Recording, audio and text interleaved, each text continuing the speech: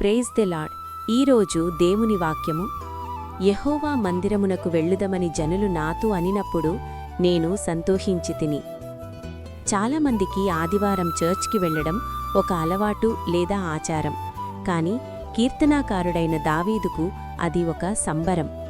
దేవుని సన్నిధిలో గడపడం, తోటి విశ్వాసులతో కలిసి ఆరాధించడం కంటే గొప్ప సంతోషం మరొకటి లేదు అనుకునేవాడు.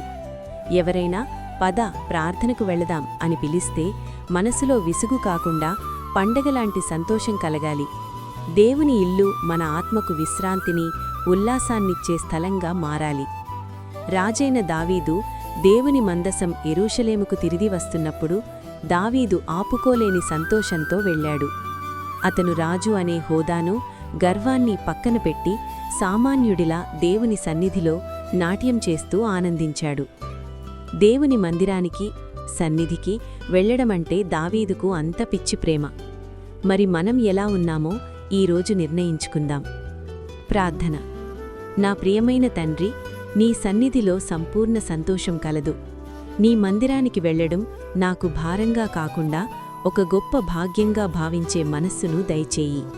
దావీదువలే నేను కూడా నీ సన్నిధిలో ఆనందించేలా, ఉత్సాహంగా నిన్ను ఆరాధించేలా నన్ను సిద్ధపరచు. నీ కృప, నీ ఆశీర్వాదాన్ని నాపై ఉంచుము తండ్రి. ఆమెన్.